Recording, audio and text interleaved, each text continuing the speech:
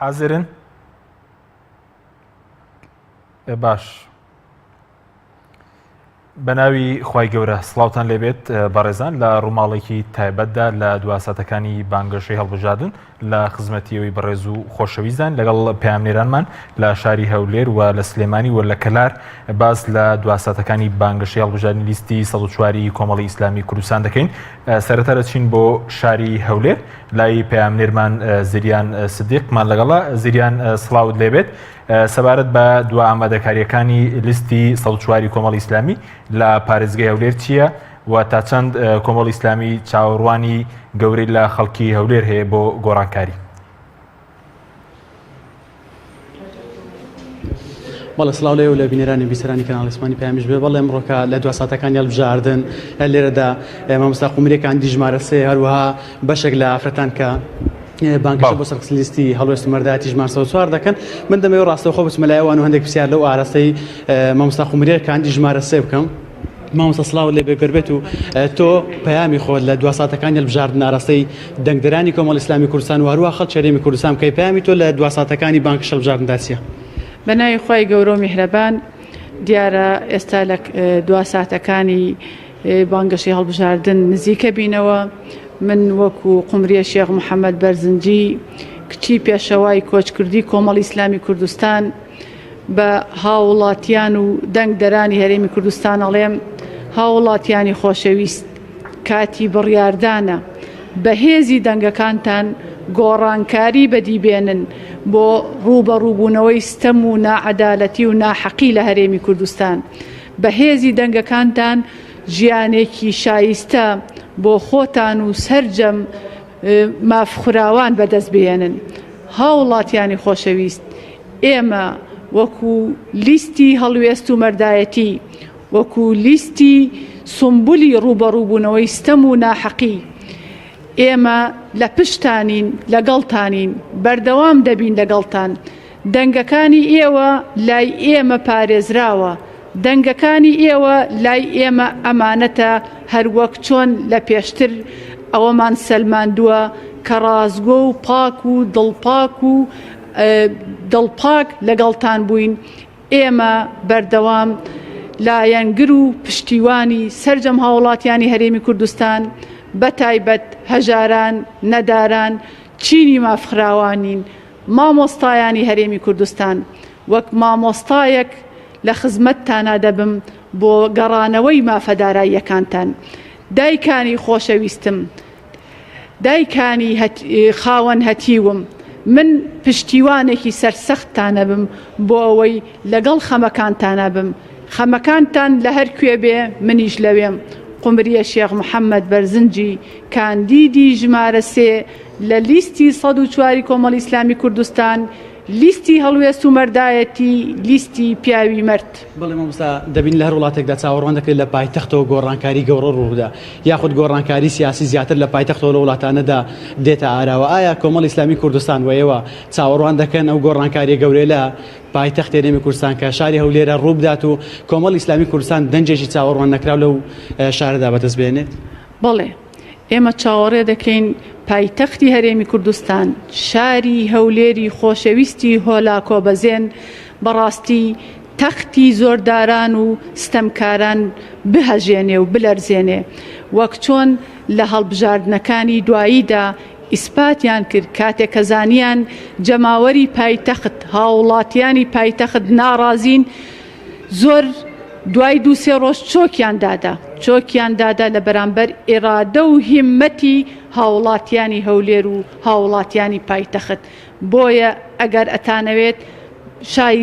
شایستەیەکانی خۆتان بەدەست بێنن، شایستە داراییەکانی خۆتان بەدەست بێنن، ئەگەر ئەتانەوێت دادگەری بچەسپێنن، ئەگەر ئەتانەوێت دژی ستەم و گەندەڵی و ناعەدالەتی بن، ڕۆژی 12/5 بە ئیرادەی خۆتان گۆڕانکاری بکەن. ئێوە خاوەنی ئیرادەن، ئێوەن هێزی گەل، ئێوەن هێزی گۆڕانکاری بەرەو پێش لە پایتەختی هەرێمی کوردستانەوە بۆ بەدیهێنانی گۆڕانکاریەکی ڕیشەیی بەرامبەر ئەو ستەم و ناعەدالەتیە ڕاوەستن، گۆڕانکاری بکەن. بۆ بەدەستهێنانی مافی سەرجەم هاوڵاتیان بۆ چەسپاندنی مافی هاوڵاتی بوون بۆ گەڕانەوەی شەفافیەت لە داهاتی هەرێمی کوردستان بۆ چەسپاندنی دادگەری بۆ ڕوبەڕووبوونەوەی ناحەقی و ناعەدالەتی وستەم. مامۆستاوەکو کۆمەڵی ئیسلامی کوردستان پێتان وایە و بیربۆچنیەوە پێتان وایە کۆمەڵی ئیسلامی کوردستان لە پایتەختەوە دەنجێکی چاوەڕوان نەکراو بێنێ وەکو کۆمەڵی ئیسلامی کوردستان؟ من دەڵێم چاوەڕوان کراوە کۆمەڵی ئیسلامی کوردستان لە پایتەختەوە دەنگێکی باش بهێنێت بۆ ئەوەی عەرشی زۆرداران بلەرزێنێ. بەڵێ ئێستا کە دەبین هەرێمی کوردستان لە نێوان دوو بژاردەیە مانەوە وەکو خۆی کە زۆرها قەیران و با بڵێن ناخۆشی بەسەر میلەتە داهاتووە و گۆڕانکاریێکی سیاسی ڕیشەی لە هەرێمی کوردستان وەروەها گۆڕانکاریێک کە بتوانێت ژیان و گوزەرانی هاوڵاتیان خۆش بکە. پێتان وای هاوڵاتیان دەتوان لەو دوو بژاردەیە کامیان هەڵبژێرن و کامە پێویستە بۆی لە ئێستادا هەڵبژێردرێت؟ وەک لە سەرەتا وتم بە هاوڵاتیانی هەرێمی کوردستان بەتایبەت بە هاوڵاتیانی پایتەخت ڕۆژی 12/5 کاتی بڕیاردانە. ئێمە ئەمانەوێت گۆڕانکاری بکەین، ئێمە ئەمانەوێت مافی هاوڵاتی بوون بەڕاستی بچەسپێنین، ئێمە ئەمانەوێت دژی ئەو سیستەمە بین کە هەموو سێکتەرەکانی بە حیزبی کردووە، ئێمە ئەمانەوێت ژیانێکی خۆش گوزەران بگەڕێنینەوە بۆ سەرجەم هاوڵاتیان. من ئەڵێم بە دەنگە بوێرەکەی کۆساری شەهید پەیامە جوانەکەی پێشەوای کۆچکردی کۆمەڵی ئیسلامی کوردستان کە دەڵێت نەفرەت لە سیاسەتێک کە بریتی بێت لە دزی و خیانەت، بۆیە نەفرەت لەو سیاسەتە دەکەین کە خوێنی پێشمەرگەی ئێمە ئەڕێژێت بۆ بەرژەوەندیەکانی خۆی لە ڕۆژی سەرکەوتنە خوێنی شەهید قاسم. ئێمە تۆڵەی ئەو خوێنە دەکەینەوە، پێویستە هاوڵاتیانی هەولێر تۆڵەی خوێنی شەهید قاسم بکەنەوە و بێن بەرامبەر ئەو ستەم و ناعەدالەتی و نادیموکراسیە بوەستن. قمریە شێخ محەممەد بەرزنجی داواتان لێ دەکات هەروەکو چۆن لە منبەرەکەی شانەدەریەوە ئێمە دژی ستەمی بەعزوەستین، ئەمڕۆژ لە سەنگەرەکەی کۆمەڵی ئیسلامی کوردستانەوە دژی هەر ستەم و ناعەدالەتی و ناحەقی و گەندەڵیەکە وەستینەوە. کاندیدی ژمارە 3. بەڵێ کاکەشیمەوەی دەبینین بەشێک لە ئافرەتانیش بۆ پشتگیریکردن لیستی ژمارە 104 وەروە کاندیدێکی ئافرەت لە ناویان کە دەیانەوێت مافەکانی ئافرەتان بەدەستبێنی. من خێزانی شەهید قاسم لەگەردا دەمەوێت ڕاوسەرنجێوی زۆر بگرم لەسەر پشتگیریکردنە لیستی 104 کۆمەڵی ئیسلامی. سڵاو لەبێتەوە وەکو خێزانی شەهید قاسم پشتگیری خۆت بۆ چ لیستێک دەردەبڕیوە بۆچی لێرەدا دەوێت پشتگیری لە لیست 104 بکەیت؟ ئێمە پشتیوانی خۆمان دووپاتەکەینەوە بۆ هەڵبژێراوانی کۆمەڵی ئیسلامی و داوای سەرکەوتنیان بۆ خوازینی شەڵا و داوای شەکەین کە ئەوانەی کە داوای حەق و مافی خوراوی خۆیانەکەن کە لەم لیستا خۆیانە بینێتەوە کە ئیشەڵا بە ئومێدی سەرکەوتنیان بە تایبەتی کاندیدی ژمارە 3 دەنگی خۆیانی پێ بدەن لەبەرەوە ئیشەڵا ئومێدمان وایە کە حەق لای ئەوانە ئیشەڵا حەق بۆ مەزلومانە گێڕنەوە و دەستخۆشی هەمویان بۆ هەمویان ئیشەڵا هیوای سەرکەوتن بۆ هەمویان. چی بۆ ئافرەتان دەڵێ کە لە ڕابردوودا تەنها بە بیانووی مافی ئافرەتەوە هەڵخەڵەتراون تەنها دروشمی بریقەدار لێدراوەتەوە هیچ سەرنجێک نەبووە. ئێستا ئێوە کاندیدێکی ئافرەتانەیە چی بۆ ئافرەتان دەڵێ کە بۆی دەنجی خۆیان بخەنە پاڵ دەنجی لیست 104 هەروە ئەو کاندید ئافرەتە بنێرنە ئەنجومەن نوێرانی عێراق؟ ئێمە گەورەترین زوڵم ماندی لەم کوردستانە کرا لە ژنان لە مناڵان هیچ ڕێکخراو و مافی ئافرەتێکیشمان نەدی بە سەرخۆشیەک بە هیچ شتێک بە نووسینێک ناڕزای خۆیان دەربڕن بەرامبەر ئەو هەموو پێشێرکاری کە بەرامبەر ئافرەتیش و مناڵیش ئەکرێ. بەڵام ئێمە ئیشەڵا ئومێدمان وایە ئەمان چونکە کەسێکی پێشووتر یعنی ئومێدی سەرکەوتنیان بۆ پێشینێکی باشتریان هەیە ئیشەڵا ئێمە بە ئومێدیەوەی کە بە ئەوەی کە زووتر ئەیان ناسین پێشینێکی زۆر باشیان هەیە ئیشەڵا ئومێدمان پێیان هەیە. بەڵێ کاکزیریاندا بانگەشە بۆ سەرخستنی 104 بەردەوامی دەبێت. بەڵێ کاکزیران ئەگەر پرسیار لە قومریەخان بکەی سەبارەت بەوەی کە تا چەند ئەم هەڵبژارنێکی یەکلاکرەوەی مەسەلەن خەڵکی کوردستان بەس بەیانیان لە بەردەستدایە بۆی کە گۆڕانکاری بکەن لە قۆناغی ئێستا و قۆناغی ئایندە تا چەند پێویست ئەمە بکەن بە وێزگەیەک بۆ گۆڕانکاری. پاشان ئەگەر لی بپرسی ئەوان وەکو کۆمەڵی ئیسلامی لە بەغداد شەڕی چی دەکەن و دەتوانن چی بۆ خەڵکی کوردستان بکەن؟ بەڵێ خومری خانگەربەی تێرە هاوکارم دەپرسێ تا چەند دەنگدانە دەنگدان یەکلاکەرەوە دەبێ و ئەو کەسانی کە دەیانەوێ ئایندەیەکی گەشت بۆ هەرێمی کوردستان دروست ببێتن تا چەند دەنگدانە دەبێتە دەنگدان یەکلاکەرەوە و هاوڵاتیان بۆ ئایندە دەڕوان و دەنگ بۆ کەسان دەن کە شایستە. ئەم دەنگدانە لەو ڕۆ یەکلاکەرەوەیە لە ڕاستیدا هۆکاری ئەوەی کە ئێستا هەرێمی کوردستان هاوڵاتیانی هەرێمی کوردستان بێبەشن لە مافە دەستوری و شەرعی و یاساییەکانی خۆیان لە بەغداد حیزبی دەسەڵاتە کە ژێر بە ژێر ڕێکەوتنی کردووە لەگەڵ بەغدادا بۆ پاراستنی هەیمەنی حیزبی خۆی و هەموو شتێکی بە حیزبی کردووە و نەیتوانیوە ڕێکەوتنێکی استراتیجی لە وەکو دەوڵەت لەگەڵ بەغدادا ڕێک بخات بۆیە بۆتە هۆکاری ئەوەی کە لە ڕاستیە هاوڵاتیانی هەرێمی کوردستان تووشی جۆرەها قەیران بنەوە لە قەیرانی سیاسیەوە بیگرە تا قەیرانی ئیداری تا قەیرانی ئابووری. بۆیە ئەگەر لەم هەڵبژاردنەیە پێگەی حیزبەکانی تر ڕێژەی کورسیەکانیان زیاد بکات دیارە سەنگی دەسەڵات دەگۆڕێ کە سەنگی دەسەڵات گۆڕە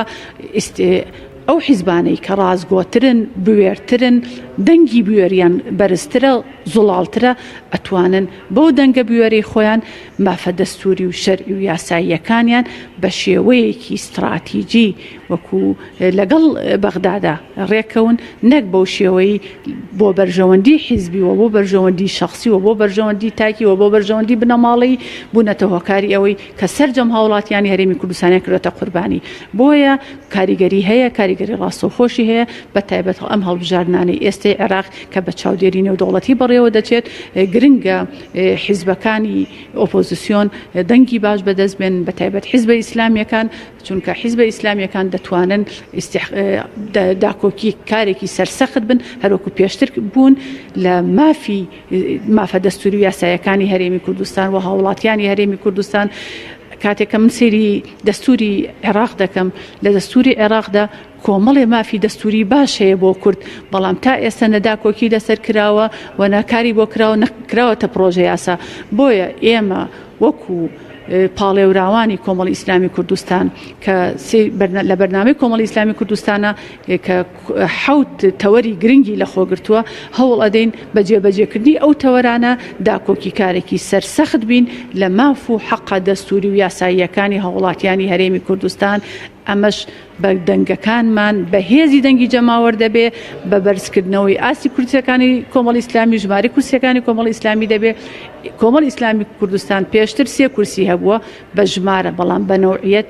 زۆر لەوانەیە ئەدای 10 کورسی زیاتریشی هەبوو بێ. بۆیە بە 10 کورسیەوە ئەتوانین خزمەتی 30 و 40 کورسی بکەین بە هاوڵاتیانی هەرێمی کوردستان و داکۆکی کارێکی سەرسەخت بین لە مافە یاسایی و دەستوری و شەرعیەکانیان و بتوانین بە تەوافقی سیاسی بتوانین پێگەی هەرێمی کوردستان و پاشان کۆمەڵی ئیسلامی کوردستان بەهێز بکەین بۆ ئەوەی خزمەتکارێکی باشتری جەماوەەر بین هەروەکو پێشتر لە کۆمەڵی پرۆژە یاسایە کۆمەڵی ئیسلامی کوردستان توانیوێتی ئەوە بەرجەستە بکات. یعنی ئەوە پێتان وایە ئەگەر لە ئەگەری دەرچوونتان دڵنیایی زیاتر دەن هاوڵاتیان کە بە دەستور شەڕی بەدەستێنانی مافەکانی میلەتی کوردەکەن؟ بەڵێ بە دەستور چونکە مافی هاوڵاتیانی هەرێمی کوردستان لە زۆربەی بڕگە و مادە دەستوریەکانە دیارە چەسباوە. بۆ نمونە قەرەبووکردنەوەی زیان لێکەوتوانی کارەساتەکانی کیمیاباران ئەنفار و هەر کارەساتێکی لەو شێوەیە. بۆ نمونە دابینکردنی بیمەی تەندروستی و بیمەی پاراستنی کۆمەڵایەتی بۆ ژنان ئافرەتان مناڵان خێزان خاوەن پێداویستە تایبەتەکان کەسانی خانەنشین و بەتەمەن ئەمە هەمووی لە مادەکانی دەستورە مادەی 31 32 دەستورە هەیە. لە مادەی 29 دەستورە باز لە گرنگی پێگەی خێزانەکە لە سایی دەسەڵاتی کوردیە خێریکە خێزانی کورد هەڵەوەشێتەوە. بەڕاستی هیچ شێوە ئاسانکاریەک بۆ پێکێنانی خێزان ناکرێت بەڵکو هەموو هۆکارەکان لە خزمەتی ئەوەدایە کە خێزان کە ئەساس و بنەمای کۆمەلگەیەکی تەندروستە خەریکە لێک هەڵەوەشێ بەهۆی کۆمەڵی قەیرانی دارایی کۆمەڵی قەیرانی ئەخلاقی و ڕەوشتی. ڕاستی ئێمە لە هەرێمی کوردستانە بێژگە لە قەیرانی دارایی بەڕاستی کۆمەڵی قەیرانی تریشمان هەیە کە قەیرانە داراییەکە ئەوی تریشی لێ بردوینەتەوە ئینتیما بۆ خۆشەویستی نیشتیمان بۆ خۆشەویستی وەتەن و ئینتیمای گەنج بەڕاستی بۆ ئەوەی بچێتە پرۆسەی هاوسەرگیرەوە بەهۆی کۆمەڵی مەشاکیلەوە. لە مادەیەکی تری دەستوریە هەمانە لە مادەی 29 دەستورە باس لە گرنگی خێزان و پێکێنانی خێزانەکە ئێمە لە پرۆژەی کۆمەڵی ئیسلامی کوردستانەوە من لە پرۆژەی شخصی خۆشمە هەمە کە ئاسانکاری بکەین بۆ پێکێنانی خێزان بۆ چینی گەنجان و بتوانین لە ڕێگەی کۆمەڵە پرۆژە یاسایەکە ئەو ئیستیحقاقیانەی کە لە دەستورە هەیە بەڵام ئیشی پێنەکراوە بخێنە بواری جێبەجێکردنەوە. سوپاس دەکەین دواتر دەگەڕێنەوە لای بەڕێستان بەڵێ بینێرانی بەڕێز پەیامی ئەمیری کۆمەڵی ئیسلامی کوردستان دەبینین بۆ خەڵکی کوردستان دواتر دەگەڕێنەوە وڵاتە.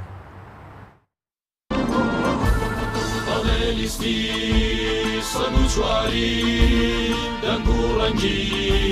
کوردەواری لەگەڵ خەڵکو خەمی خاچی لەگەڵ بەشنی باوەڕێکی ڕاست و پاچی بەڵێلیستی. بسم الله الرحمن الرحيم. خلق جماوري هريمي كردستاني بالريز خوشويست. السلام عليكم ورحمة الله وبركاته. رولا همولا يقدكم مع مستاني بالريز زانان إسلام مع مستاني زانكو بيمانغاو طابخانا كان شيخاني طريقة سروق عشيرته ريسبي بيو معقولان خوشكان ودايكان گەنجە خوێنگەرمەکان بە کوڕان و کچانەوە هەموو چین و توێژەکان بە تایبەت هێزە چەکدارە فیداکارەکانمان پێشمەرگەکان پۆلیس ئاسایش کارمەندەکان کارمەندی سەرجەم فەرمانگەکان کاسبکاران بە هەموو توێژەکانەوە خاوەن پێداویستی تایبەت ڕێکخراوە مەدەنیەکان ڕوو لە هەمووتان دەکەم وەکو دواپەیامی خۆم لەبارەی هەڵبژاردننی ئەنجومەنی نوێنەرانی عێراقەوە عەرزتان دەکەم کە بەشداریکردن لەو هەڵبژاردنەدا دیارە ئێمە وەکو کۆمەڵی ئیسلامی کە ژمارەی لیستەکەمان 104ە چاوەڕوانیمان هەیە لە سەرجەم چوون و توێژەکانی خەڵکی هەرێمی کوردستان کە هاوکار و پشتگیرمان بن بەشداریکردن لەو هەڵبژاردنەدا بەلای کەمەوە جێبەجێکردنی سێ فەرمانی خوای پەروەردگارە. یەکەم کە دەفەرمێەوە ئەمڕۆهم شوڕا بەینەهم کاروباری مسلمانان دەبێ بەڕاوێژ بێ. دووەم کە خوا فەرمان دەکات بەوە کە دەبێ ئێمە فەرمان بە چاکە بکەین ڕێگری لە خراپە بکەین یەأمڕون بالمعروف وینهون عن المنکر. سێم کە ئێمە دەبێ شایەدی بە حەق بدەین وەلایە بە شوهەدا و ئیدا مادوعو. کۆمەڵی ئیسلامی چوار ئامانجی سەرەکی لەبەرچاو گرتووە لە کاتێکدا کە داوا دەکات لە خەڵک و جەماوەری هەرێمی کوردستان هاوکار و دەستبارگر و پشتگیری بن بۆ دەرچواندنی کاندیدەکانی وەناردنیان بۆ ئەنجومەی نوێنەرانی عێراق. ئامانجی یەکەم بریتێ لە بەرجەستەکردنی ڕەسەنایەتی ئیسلامی. ئێمە وەکو کۆمەڵی ئیسلامی بە ئەرکی سەرشانی خۆمانی دەزانین کە خۆمان و خەڵکە موسڵمانەکەمان لە بازنی هەرێمی کوردستان و لە بازنی عێراقیشدا هەوڵ دەین ئیسلام لە خۆماندا بەرجەستە بکەین وەکو فیکر و ئیمان و عەقیدە وەکو عیبادەت وەکو ڕەوشت و ئاکار وەکو تەزکیەی نەفس وەکو باری کەسێتی و پەیوەندی کۆمەڵایەتیەکان و وەکو حکم و سیاست. و کۆمەڵی ئیسلامی بە ئەرکی سەرشانی خۆی دەزانێت کە لەسەر بناغەی بەرجەستەکردنی ڕەسەنایەتی ئیسلامی هەوڵ دەین دادگەری بچەسپێنین. دادگەری ئەو ئامانجە بنەڕەتی و سەرەکیە کە خوا سوبحانە وتەعالە لە ئایەتی 25 سوورەتی ئەلحەدیددا دەفەرمێ تێکڕای پێغەمبەرانم ناردووە عەلەیهیمو سەڵات وسەلام بۆ چەسپاندنی لەقەد ئەرسەلنا ڕوسولنا بالبەینات وأنزلنا معهم الكتاب والميزان ليقوم الناس بالقسط. کاتێک دادگەریش دەچەسپێ زوڵم و ستەم و گەندەڵی و قۆرەخکاری و حیزب حیزبێنە و خزم خزمێنە ڕیشەکێش دەکرێ و کاتێک دادگەری دەچەسپێ بەرەکەت دەکەوێتە وڵاتەوە. ئامانجی دیکەی کۆمەڵی ئیسلامی ئەوەیە کە مافە دەستوریەکانمان لە مامەڵە لەگەڵ حکوومەتی نێوەندیدا مافە دەستوریەکانمان بپارێزین و ئەوانش کە دەستەبەر نەکراون دەستەبەریان بکەین کە پێمان وایە لە ڕابردوودا چ لە ئاستی ئەنجومەنی نوێنەراندا چ لە ئاستی پێگەکانی دیکەی حکوومەت و پێگەکانی دیکەدا مامەڵەیەکی باش نەکراوە و نوێنەرایەتێکی چاک نەکراوە لەبەرەوە کە زیاتر بەرژەوەندی تەسکی کەسی و گروپی و حیزبی و خزمی بە پێوەرگیراون نەک بەرژەوەندی گشتی. ئامانجی چوارەمی کۆمەڵی ئیسلامی ئەوەیە کە تەبایی و ئاشتی کۆمەڵایەتی بەرقەرار بێ لەسەر ئاستی هەموو پێکاتەکانی عێراق. ئەویش بێگومان کاتێک ئاشتی کۆمەڵایەتی و تەبایی و هێمنی و ئاسایش بەرقەرار دەبێ کە دادگەری هەبێ بێفەرق و جیایی هەبێ و مرۆڤ بوون و هاوڵاتی بوون بە پێوەربگیرێ. بێگومان کاتێکیش هەموو ئەوانە دەچەسپن کە وڵاتی دامەزراوەکان بێ یاسا سەروەر بێ و هەموو لایەک لە بازنەی فراوانی نیشتیمان و وڵاتدا بخولێنەوە و لە بازنە و قاو و قەپێلکە تەسکەکانی حیزب و خزم و گروپ و تایفە و مەزهب و ئەوانە بینە دەر. هیوادارم کە خەڵکی هەرێمی کوردستان بە هەموو توێژەکانیەوە هاوکارمان بن، دەستبارگرمان بن بۆ دەرچواندنی کاندیدەکانمان کە لیستی کۆمەڵ لیستی ژمارە 104 و ناردنیان بۆ ئەنجومەی نوێنەران تاکو بتوان ئەو ئامانجە بنەڕەتی و شەرعیانە جێبەجێکەن کە سەرنجام هەموو لایەک بە قازانجی هەموو لایەک دەشتێنەوە و سەرنجام هەموو لایەک بەهرەمەند دەبین. ئومێدم وایە کە ئەو ئومێد و هیوای ئێمە بە خەڵکی هەرێمی کوردستانمانە لە جێ خۆیدا بێ. والسلام عليكم ورحمة الله وبركاته. لیستی سەد و چواری دەنگ و ڕەنگی کوردەواری لەگەڵ خەڵکو خەمی خاچین لەگەڵ بەشنی باوەڕێکی ڕاست و پاچی بەڵێ لیستی چۆن دەنگ دەدەیت بە لیستی کۆمەڵی ئیسلامی ژمارە 104 لە کاتی چوونەژوورەوەی ناوەندێکی دەنگدان دەنگدەر کارتی بایۆمەتری هەڵبژاردن یان ئەلکترۆنی لەگەڵ باڵگەنامەیەکی دیکە کە وێنەی دەنگدەرەکەی لەسەر بێت پێشکەش دەکات بۆ دڵنیابوون لە ناسنامەکەی. کارتی دەنگدان دەخرێتە ناو ئامێری کارتەکە دەخوێنێتەوە. پاشان پەنجەمۆری دەستی چەپ دەخرێتە سەر شوێنی تایبەت بۆ وەرگرتنی پەنجەمۆری دەنگدەر. دواتر کۆدی سەر فۆرمی تایبەت بە دەنگدەر لە ناو هەمان ئامێر سکان دەکرێت. دەنگدەر ئیمزا لە بەرامبەر ناوەکەی دەکات لەو تۆماری دەنگدانەی لای کارمەندی کۆمسیۆن هەیە و پاشان بەرەو ناو کابینێک دەنگدان دەچێت و بە قەڵەمێکی تایبەت چوارگۆشەی بەرامبەر ئەو لیست و کاندیدە مۆر دەکات و پاشان لە دەستە چەپی فۆرمەکە ژمارەی کاندیدەکە دیاری دەکات. لە بەردەم سندوقی دەنگدان دەنگدەر پەنجە گەورەی دەستی ڕاستی وادە پەنجەی شایەتمان دەخاتە ناو مەرەکە بوو دواتر فۆرمی دەنگدانەکەی دەکاتە ناو سندوقەکەەوە بەم جۆرە پرۆسەی دەنگدان بەسەرکەوتووی کۆتایی دێت. کۆمەڵ ئایندەیە دەنگ بدە بە لیستی ژمارە 104. قائد و پێشەوایانی شۆڕشی کورد هەمووی لە مزگەفتەکان پێگەیشتیان نابی ئەمە سەدی مزگەفتەکان بکەین و قوتابخانە ئاینەکە بکەن. کوردی ئەمە قەرزاری مامۆستایانی ئاینێ لەبەرەوەی هەرچی شاعیر و هەرچی ئەدیب و هەرچی شۆڕشەکانی کوردی کردووە هەموو لە حوزرەکانەوە. وای ئەوەی ڕیشی بەڕێز مامۆستا مەلا نادرکانی کوردەیان سووتان ئەمڕۆ بڕیاری دوورخستنەوەیاندا لەو تاکان ئەو ماڵ و مڵکەی خەڵکیکەوە بۆ دەرەوە بردراوە یان خیانەت کراوە بجێڕێتەوە بۆ ساحب و بۆ کەسوکاری خۆی. زانایانی ئاینی هاوڵاتیانی بەڕێز ئەم دەسەڵاتە چی بەرامبەر کردوون لە کاتە ئاسایەکاندا هەموو پلان و کاریان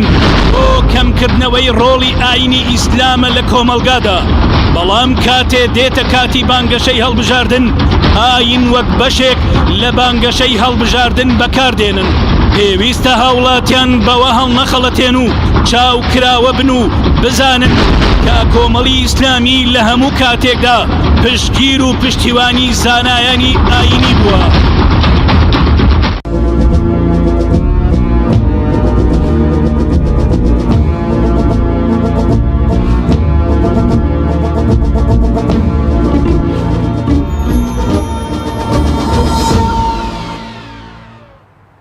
جارێکی تر سڵاوتان لەبێت بەڕێزان دەگەڕینەوە شاری هەولێری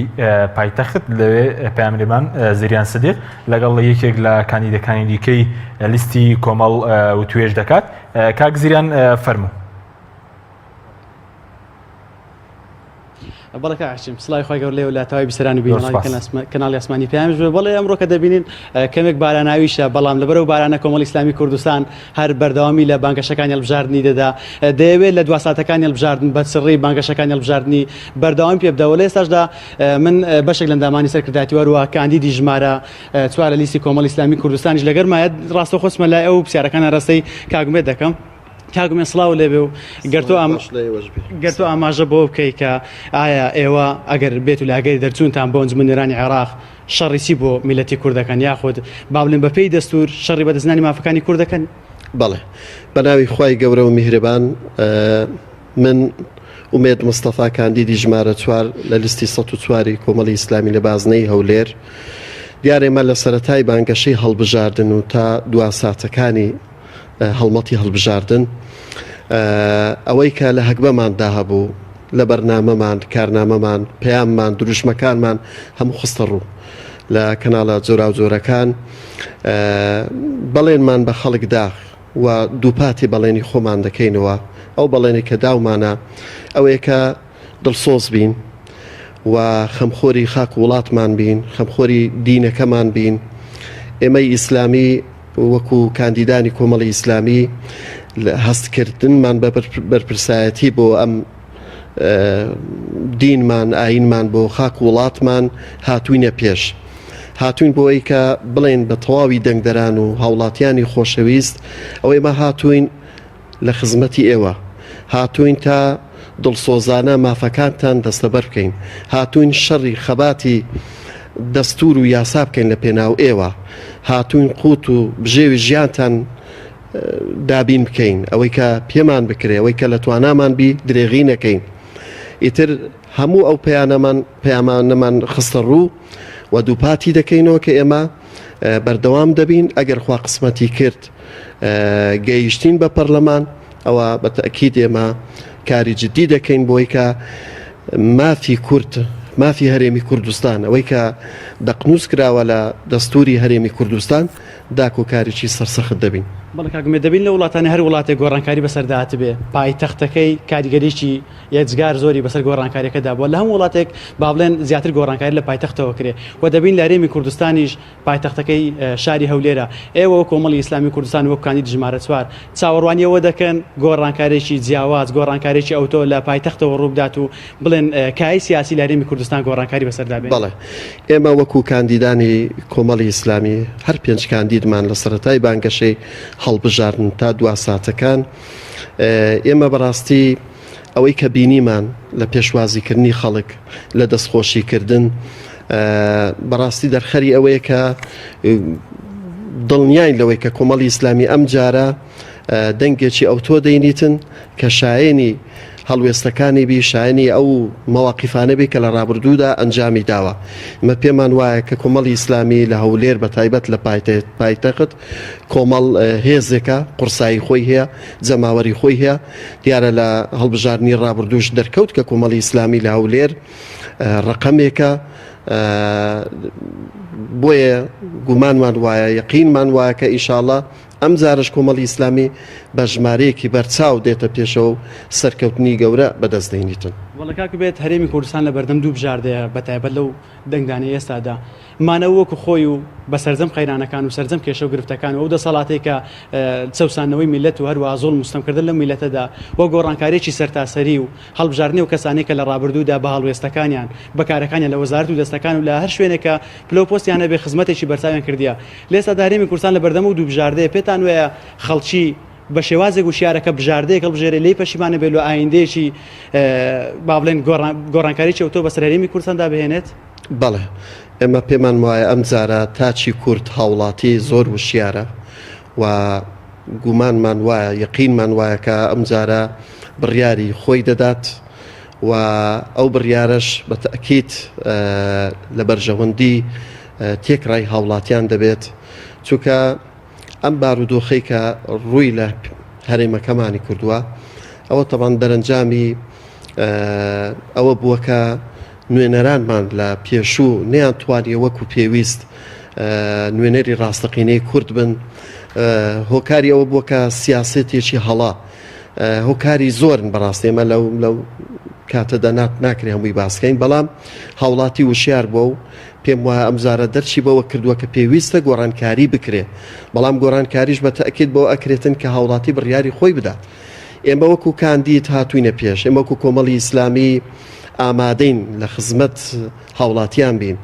ئامادەین دڵسۆزانە وەک چۆن حزبەکەمان کۆمەڵی ئیسلامی هەڵوێستی هەبووە لە ڕابردوو. ئێمەش لەم ڕوانگەوە هاتوین ئەوە بە هاوڵاتی بڵێن، بە تەواوی دەنگدەران بڵێن کە ئێمە ئەگەر متمانەمان بەدەستهێنا بە تەکید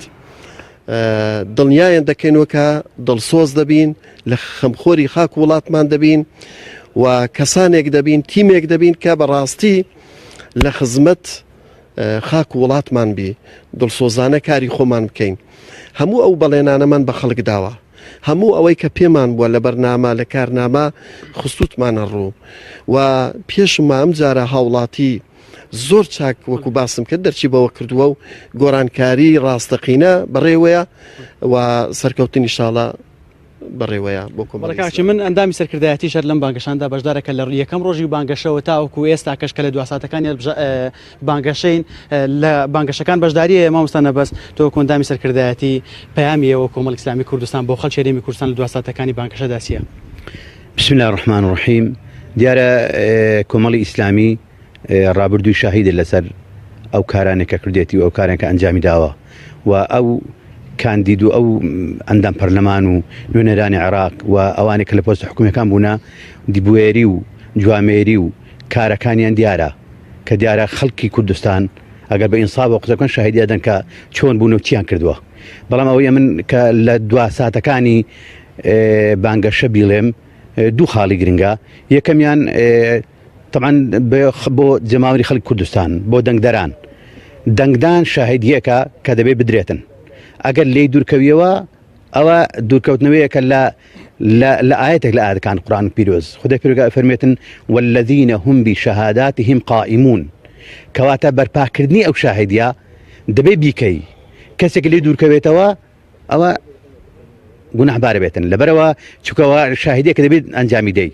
کەواتە چێ چاکە، چێ باشە، چێ پاکە، چێ عادلە، چێ دادگەرە، چێ ئەتوانێ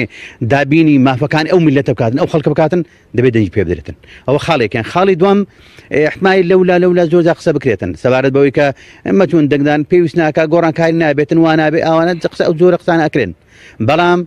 بۆ جەماوەری کوردستان بۆ دەنگدەرانمان پێویستە زۆر وریابین هیچ کەسێک بەو ناوە دوور نەکەوێتەوە لە دەنگدان، چونکە دوورکەوتنەوە لە دەنگدان زەرەر لە خۆتەدا، زەرەر لە میلەتەکە دەداتن و بەلعینی کات ئەو خەڵکانەی کە گەندەڵ بوونە، ئەو خەڵکانەی کە تا ئێستا ئەو خەڵکان چەوساندۆتەوە، ئەو خەڵکانەی کە بۆنەتە مافیاک بەسەر ئەو خەڵکەوە هەر ئەوان دەمینێنەوە. بۆیە دەبێ خەڵک زۆر وریابێ لە دوو خاڵەوە زۆر ئاگادار بێتن لەوەی کە ئەتۆ ناچی بۆ دەنگدان بنیێتەوەی کە گۆڕانکاری نابێتن گۆڕان گوتمان شاهیدیەکە دەبێ بیدەی. ئەگەر نەیکەی ئەوەمانەی گوناحێک دەگاتێ کەواتە تۆ حەقی خۆت بڵێ، بەڵام ئایا گۆڕانکاری ئەبێتیان نابێت تۆ حەقی خۆت بیگەینە. یەکیان. دومیان پێغەمبەر عەلەیهی سەلام ئەگەر یەک پێغەمبەری بەتەنیاش بێتن حەقی خۆی گوتووە. بەڵام لەبەر ئەوە ئێمە بە جەماوەرمان دەنگدەرانمان خەڵکی کوردستان ئاگادارەکەینەوە کە هەمیان بە جۆش و خۆشەوە لە 12/5 ڕۆژی شەممە بەیانی زوو بەرەو سندوقی دەنگدان بڕۆن و دەنگی خۆیان بدەن کە مافێکە و ئەرکێکە لە هەمان کات لەسەرشانیان دەبێت ئەنجامی دەن. من لەبەرەوەی کاتم نەماوە بە کورتی ئەگەر بێت و پژگیری خۆت بۆ لیست 4 کۆمەڵی ئیسلامی کوردستان لە بانگەشەکاندا دەرەبێت. بەڵێ من هەندێک دەڵێم کە کۆمەڵی ئیسلامی وەکو بکەرێکی ئازای سیاسی سەرگۆڕەپانی سیاسی لە ماوەی 4 ساڵی ڕابردوودا بە دنیابینیەکان، بە هەنگاوەکانی، بە گوتارەکانی، بە هەڵوێستەکانی، بە خەباتە سیاسی و مەدەنیەکانی سەلماندی کە داکۆچیکارێکی جددی و بەرگریکارێکی سەرسەختی داوەڕەوە و مافە شەرعیەکانی هاوڵاتیان هەرێمی کوردستان بوون و ئەوەش بەڕاستین کاندیدانیشمان کە بەڕاستی لە ڕۆژانی ڕابردووی هەڵمەتەکان هەڵبژاردندا بە زۆر بە چروپڕی پەیامەکانی خۆیان، ئەجنداکانی خۆیان، کارنامەکانی خۆیان کە هەڵقوڵاوی نێو بەرنامەی هەڵبژاردنی کۆمەڵی ئیسلامی بوو بە تەواوی دەنگدرانیان ڕاگەیان. بۆ ئێستا کە ئەوەندە دەڵێم کە پێویستە بەڕاستی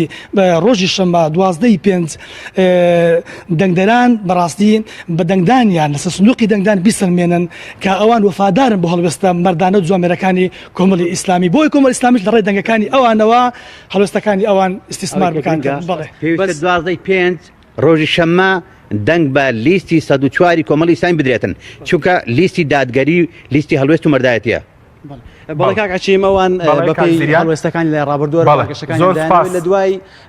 هەڵبژارنەکان ڕاستە. بەڵێ سوپاس بۆ پامنێرمان زریان سدیق کە لە هەورێرەوە لەگەڵمان بوو دەچینە شاری سلێمانی لای پامنێرمان جەلال محەممەد کاک جەلال سڵاوت لێبێت ئێمە لە دواساتەکانی بانگەشەی هەڵبژارین بۆ لیستی 104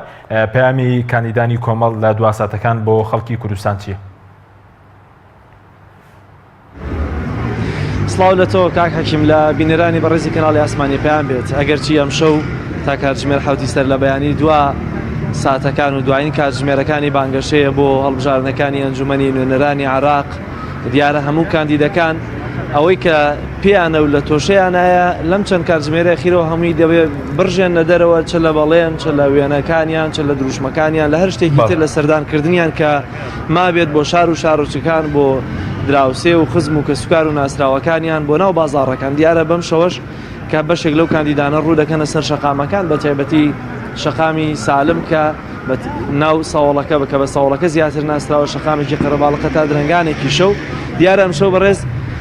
دارا حەمامین کاندیدی ژمارە دوو لە لیستی کۆمەڵ ئیسلامی لێرەیەوە دیارە دەیەوێت لێرە سەرنجی خەڵکی ڕابکێشەیە بۆی کە دەنگیان کۆ بکاتەوە مامۆستادارە لە دوایین ساتەکانی بانگەشە داین ینی هیچ بەڵێنێکی تازە هیچ وتەیەکی تازەت هەیە بۆ هاوڵاتیان بە تایبەتی ئەمڕۆ هێزانامنیەکان دەنگیان داوە. بەناوی خۆی بەخشندەی میهرەبان سڵاو بۆ بینەرانی کەناڵی پەیام لە ڕاستیدا پەیامی من بۆ خەڵکی کوردستان ئەوەیە ئەوەی لە ساڵانی ڕابردوو پێمان کراوە بە تایبەتی 4 ساڵی ڕابردوو هەموو ئەو نەهامەتیانەی بە سەرگەلی کووردا هات لە قەیرانی سیاسی و ئابووری و کۆمەڵایەتی و لە دەستدانی لە 153 خاکی کوردستان هۆکاری ئەو دەسەڵاتە گەندەڵە بوو کە پێشتر حکمی ئەم وڵاتیان کردو. ئەگەر خەڵکی کوردستان دەیانەوێ ئەو ڕابردووە بگۆڕن و جارێککە ئەو گەندەڵکارانەی کە خیانەتیان لە نەتەوەش کرد و مافی خەڵقیان خوارد جارێککە حکمیان نەکەن ڕۆژی 12 مانگ دەتوانن سزایان بدەن. ئەگەر دایانەوێ گۆڕانکاری بکەن ڕۆژی 12 مانگ دەتوانن بڕیار بدەن. ڕۆژی 12 مانگ هەموو گەندەڵکارانی ئەم وڵاتە و بەرپرسەکانیان لە ژێر مەرحەمەتی ئەوانان ئەوان دەتوانن بە دەنگدانی خۆیان گۆڕانکاری لە وڵاتە بکەن و ڕێگەنە دەنجارێکی تر ئەوانە بێنەوە. بەڕاستی نە ئیسلامەتی و نە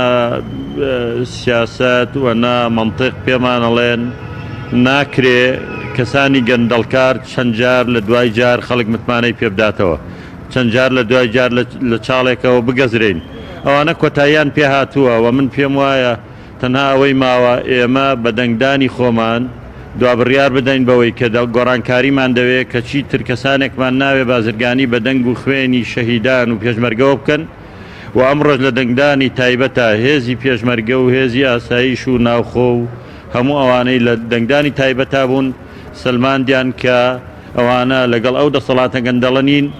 و ئەوانە هێزی پێشمەرگەی حیزب نین هێزی پێشمەرگەی کوردستانن هێزی خەڵکن پشتیوانی لە خەڵک دەکەن بەرگری لە مافەکانی خەڵک دەکەن و هەموو ئەوانش کە هەڕەشە دەکەن بەوەی کامە هێزی پێشمەرگەی ئەوان و ڕوبەڕووی جەماوەەر دەبنەوە بە دەنگەکانیان سلماندیان کە ئەوانە کوڕیان میلەتەن خەباتیشیان بۆ ڕزگاری و ئازادی و سەرفرازی و دیموکراسی و بەردیهێنانی ئەم خەڵکە کردووە خەباتیان بۆەوە نەکردووە کۆمەڵێک کەس موشەخۆر بێ بە سەرژانی خەڵکەوە کۆمەڵێک بنەماڵە بێنە وڵاتە تاڵان کەن و خەڵقیش ئاوا بە هەژاری بژی و بە دوای پێویستەکانی خۆیان بگەڕێ بۆیە من پێم وابوو هەر دەنگدانەکەی ئەمڕۆ بەڵگەیە لەسەرەوەی کە بەڕاستی دەسەڵات بەرەو کۆتایی دەڕوا و داواکاریشم لە خەڵکی کوردستان ڕۆژی 12 پێنج دوا بڕیاری خۆیان بدەن وەچی کە ڕێگە نەدەن ئەم گەندەڵکارانە بمێنەوە. زۆر باشە ئەمە لەسەر دەسەڵات لەسەر خۆت بۆی کە بتەوێت خەڵک یا دەنگدەران دەنگت پێ بدەن تۆ چیت هەیە بۆ خەڵکی چیان پێ دەڵێ چووکە دیارەمە پەرلەمانتارە پەرلەمانتاریش دیارە ڕۆڵ و کارەکانی دیارە دەبێت چی بێ لێرە چە بەڵێنێک دەتوانی بە هاوڵاتیان بدەیت لەم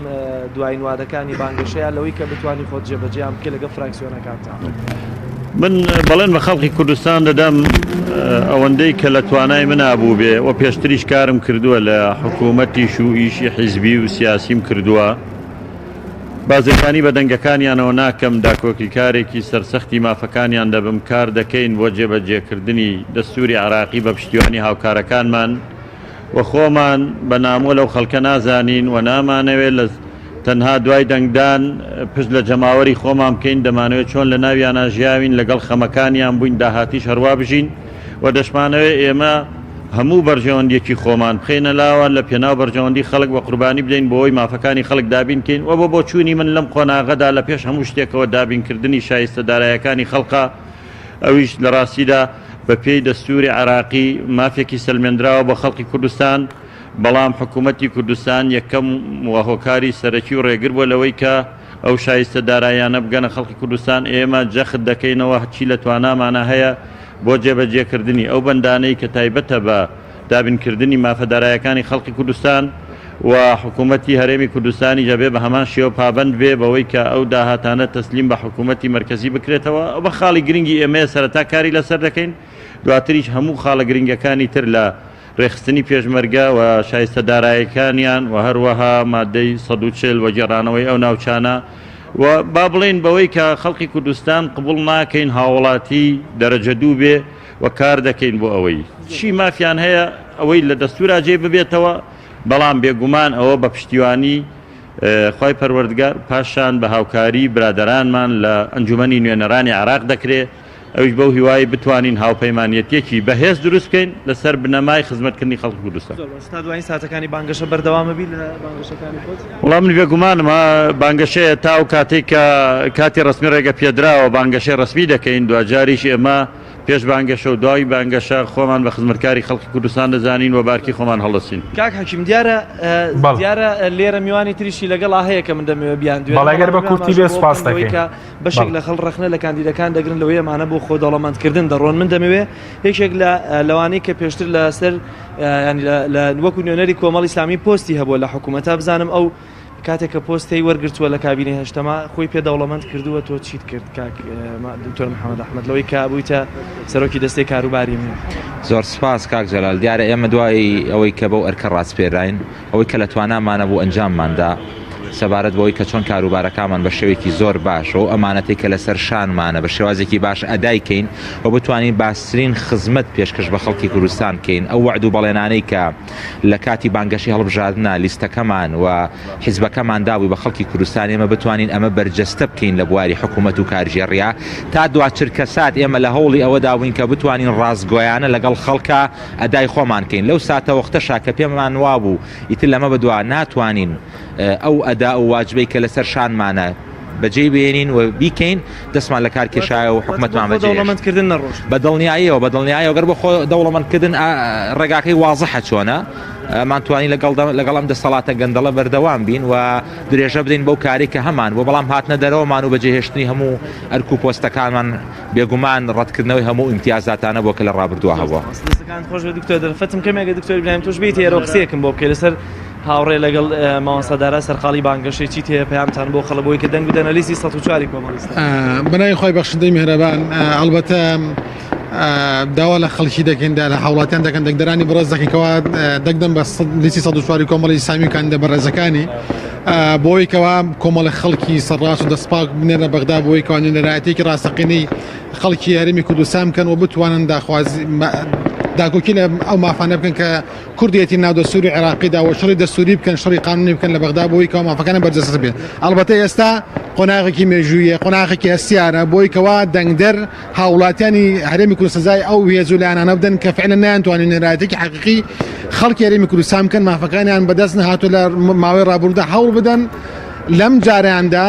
دەنگ بە لیستی 104 کۆمەڵی ئیسلامی بدەن بۆی کەوا بە تەواوەتی کاندیدەکانی سەرکەوتوو بێ و سەرکەوتنی لیستی 104 کۆمەڵی ئیسلامی سەرکەوتنی هیوا و ئومێدێکی نوێ لە هەرێمی کوردستاندا.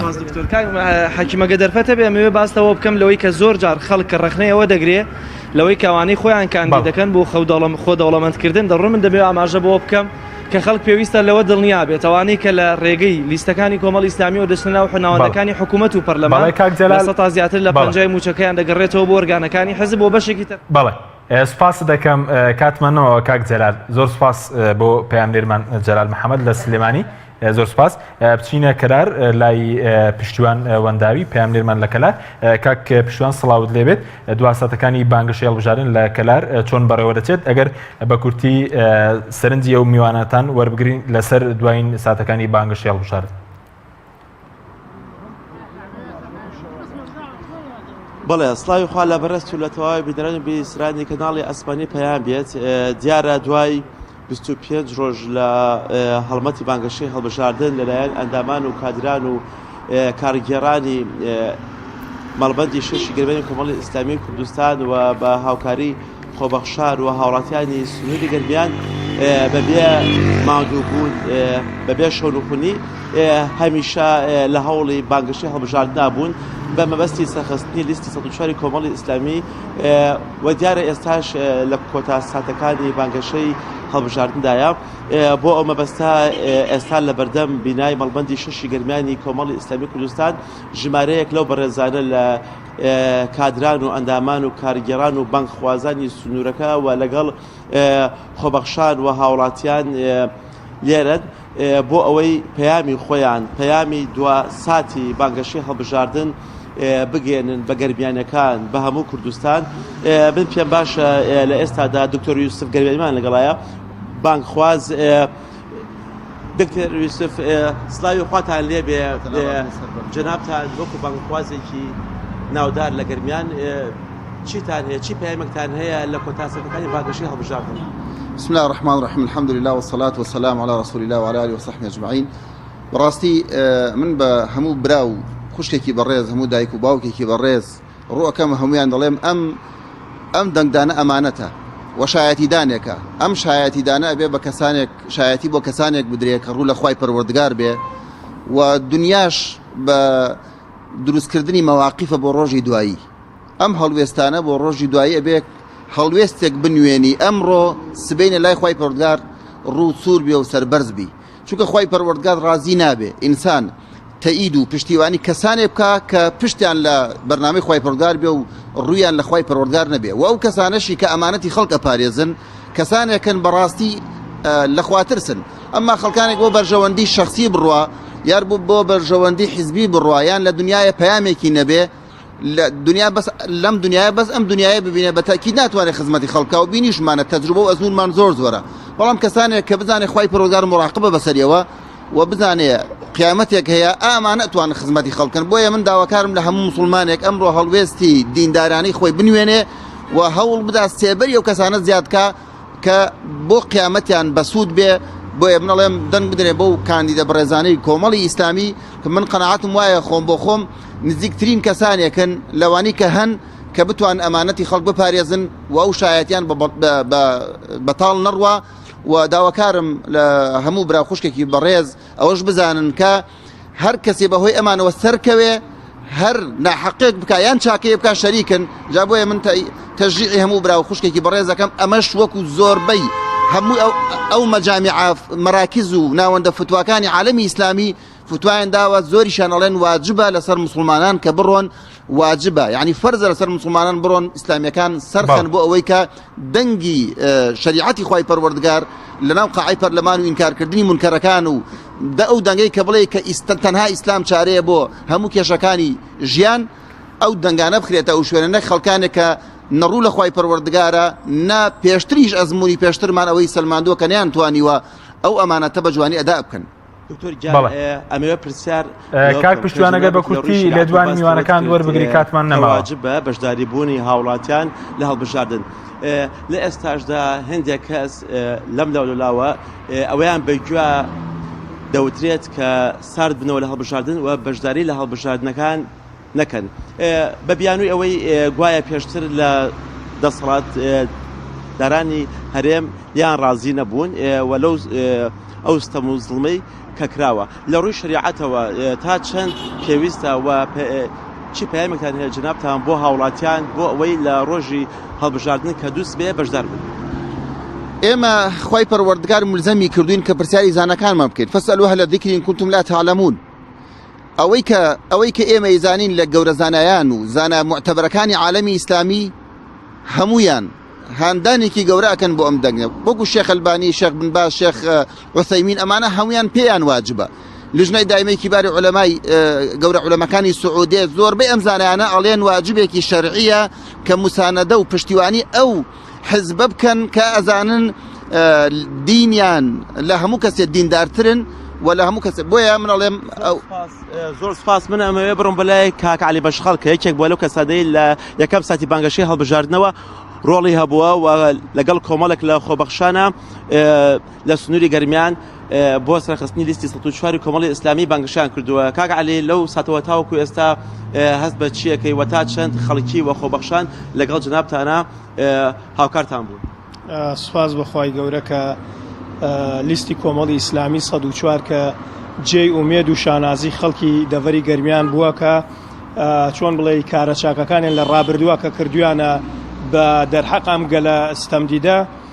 وای کردووە کە ئێمەش و جەماوەریش نەک ساردنەوە گەرمتر بووین و خەڵکیش دەستبار بووە لەگەڵ ئێمە شایەتیەوەمان بۆدا کە ئێمە خەڵکێکی چاک و دەستپاکمان کردوێتە قودوەی خۆمان لە ڕابردوودا و لە ئایندەیشدا ئێمە خەڵکی چاک و دەستپاکمان کردووە. هیوادارم ئەو کەسانی کە دەنگ دەمە لیستی کۆمەڵی ئیسلامی بۆ ئەوەی ڕۆژ لە ڕۆژان ئەگەر کەلاوەیەکمان ڕاست بێتەوە ببێ بەدەیان ئەگەر فرمێسکێکمان سڕی بێ زیاتر فرمێسکەکان بسڕین بۆ ئەوەی هاوکارمان گون دەنگ بەم لیستە خوای گەورە تەوفیقماندا و ئەم کاروانە بەڕێ بکەوێت. خۆش بێ بۆ دوایین جار کاک عومەر نەجممان لەگەڵایە بەرپرسی بەشی هەڵبژاردن و ڕاگەیاندنی مەڵبەندی شەشی گەرمانی کۆمەڵی ئیسلامی. کاک عومەر بە کورتی ئەگەر پەیامی مەڵبەندی شەشی گەرمیان بۆ هاوڵاتیان بخێتە ڕوو لە دواسەتەکانی بانگەشەی هەڵبژاردن. بەڵێ دیارە برای مەڵبەندی شەشی گەرمیانی کۆمەڵی ئیسلامیەوە لێرەوە زۆر سوپاسی کادیر و ئەندام و هەوادارانی کۆمەڵی ئیسلامی لە سنووری گەرمیان لە قەزای کفری و دەوروبەری ناوچەکانی کەلار و دەوروبەری دەکەین کە بەڕاستی پشو درێژانە ماندونە ناسانە هاوکار و دەستبارمان بوون پێکەوە توانیمان پرۆسەیەکی سەرکەوتوانە و بانگەشەیەکی سەرکەوتوانە بۆ لیستی 104 کۆمەڵی ئیسلامی بکەین و سپاس بەخواوە کە زۆر دڵخۆشی کردوین ئەوەیە کە خەڵکی دەڤەری گەرمیان زۆر ینی بە ڕوحێکی گەرمەوە پێشوازی گەرمیان لە لیستی کۆمەڵی ئیسلامی کرد. تەنانەت چەندی جارەوە بەگوێ ئێمە درراوە کە کۆمەڵی ئیسلامی پێویستی بە بانگەشە نیە چونکە خاوەنی کۆمەڵێک پرۆژەی خزمەتگوزاری گەورەیە لە نمونەی ئەوانە کە کۆمەلگەی پزیشکێکی گەورەی کردوێتەوە گەورەترین پرۆژەی خێرخوازیە لە سنووری گەرمیان وەروەها کۆمەڵی دەستگای پەروەردەیی وەکو دەستگای ڕۆشنبیری نوری حکمە دایان سنتەر و ڕێکخرا و دەستگای ڕۆشنبیری تر بۆ پەروەردەکردنی لاو تاکی ئەم کۆمەلگایە. بەڵێ زۆر سوپاس بۆ پەیامنێرمان پشتیوانمەنداوی کە لە کەلارەوە لەگەڵمان بوو. سوپاس بۆ بینێداین بەڕێز کە تاکو ێستا لەم ڕووماڵە تایبەتە لەگەڵمان بوون تا ڕووماڵێکی تر بەخواتان دەستپێرین خواتان.